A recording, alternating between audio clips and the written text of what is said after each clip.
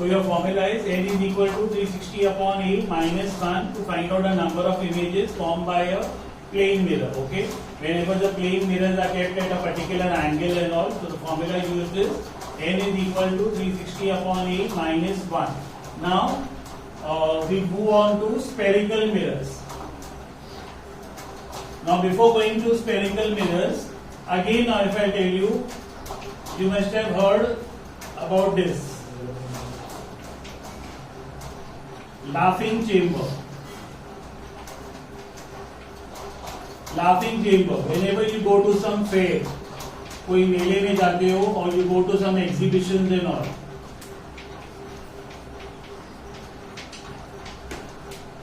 some fair or exhibition if you go to, okay, तो वहां पे एक ऐसा रूम बना हुआ रहता है जहाँ पे मिरर्स रहते हैं अंदर.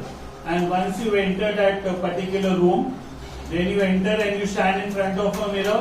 तो कहीं पे तुम लोग को अपना इमेज बड़ा दिखाई देता है, कहीं पे मोटा दिखाई देता है, कहीं पे छोटा दिखाई देता है. And people start laughing at one another because you see stout images, fat images, long images, thin images. कोई मोटा आदमी रहेगा तो उसका पतला इमेज दिखाई देगा. So that is the laughing chamber. Now what is this laughing chamber? In this laughing chamber, the mirrors that are kept, which are these mirrors? These are spherical mirrors. Spherical mirrors, that means they are curved mirrors. They are not the plain mirrors that you use at home and all. They are spherical mirrors, or they are also called as curved mirrors, and they may be concave mirrors or convex mirrors. That means they are curved up upon in such a way that some part of it forms the concave part and some part of it forms the convex part. So you see different images from up to down. So somewhere you see a stout image, somewhere you see a thin image, somewhere you see a long image and all. So this is you see in the laughing chamber. Okay. So laughing chamber, whenever you go to fairs and all, the mirrors are kept in line, 5 or 6 mirrors, and you just pass on and you see your images. So the images become long, short, stout, fat, something like that. Because spherical mirrors are kept which are curved in type, and these curved mirrors are either concave or convex mirrors. Now we come on to the main topic, that is the concave and convex mirror. Now what is a concave and convex mirror? Now if I come to concave mirror, in fact first how do you form a spherical mirror? Suppose if I tell you that I take a circle, okay, this is a spherical mirror. Circle means a spherical mirror. From this circle I cut one portion from here. This one portion I cut from here. So this one portion that is cut from here, this is a portion that is cut out from here. Okay, this cut portion, if you polish it from outside, if it is polished from outside, that is outside part is polished from it, then this is a which mirror? Concave mirror. If the outer part is polished from it, it is a convex mirror. Okay. If the inner surface of the spherical mirror, or in fact, first I will try it only. If the outer part is polished, then it is called a concave mirror. That means the inner part is your reflecting surface. From the inner part you can reflect some objects and all. So this is called a concave mirror. But when I cut this mirror and I polish the inner part, this inner part is polished. That means this outer part is reflecting surface. So this outer part is reflecting surface is called the convex mirror. Remember, 9th standard you are doing mirrors. 10th standard you will do the same topic with lenses. Convex lenses and concave lenses, and it will be just the opposite of it. So that's why I was a bit confused. So convex and concave. So that means concave, the outer part is polished and the inner part is the reflecting surface.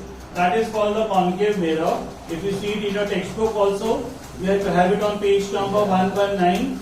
Concave mirror, if the inner surface of the spherical mirror is the reflecting surface, then it is called the concave mirror.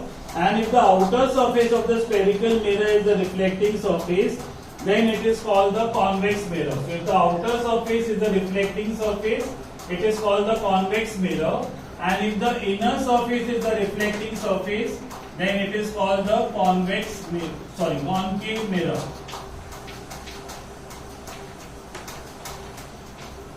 So two types of mirrors you have to learn, concave mirror and convex mirror. Okay.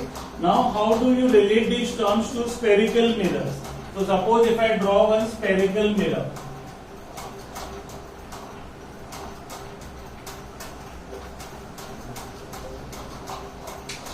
If I draw one spherical mirror,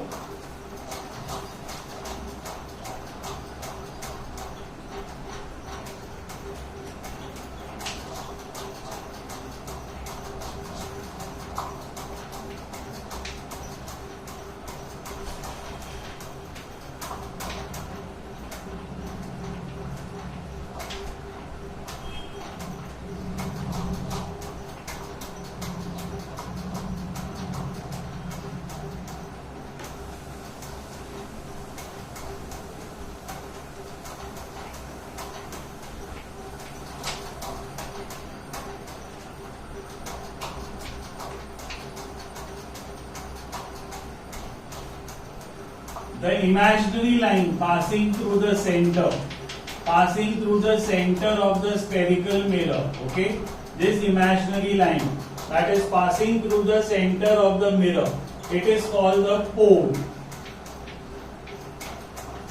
The first part, this is called the pole.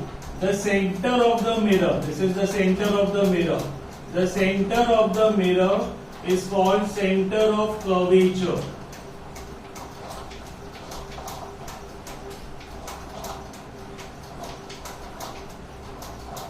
The center of the mirror is called center of curvature. This variable, now suppose if I take a concave mirror and now this rays of light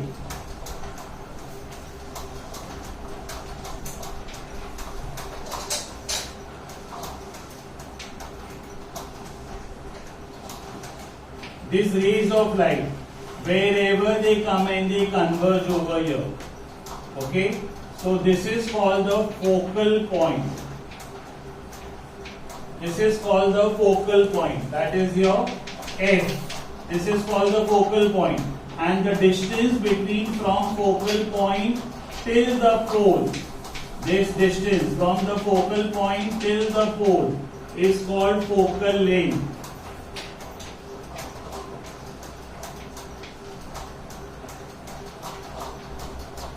This is of concave I have drawn. Same way if I draw a convex mirror.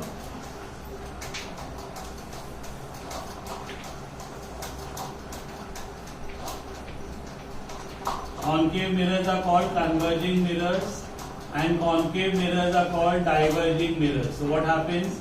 One ray of light will go over here, one ray of light will go over here. So they will diverge. Now you take this over here. You take this over here, so they come and they converge over here. So this is your focal point. So for the convex mirror, your focal point is over here, and from here to here, this is called the focal length.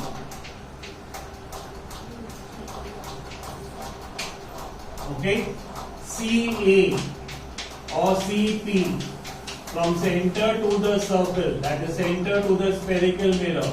That is from center to the circle anyway. So CA or CP is called radius of curvature. These are the different terms that you have to remember in a spherical mirror. Right? Maybe concave or maybe convex. Whatever it is, you have to remember these different terms. That is one is the pole that you have. This is called the principal focus, because the focal lies on this principal axis, also you can call it principal axis, then you have a center of curvature, you have a pole, then you have radius of curvature.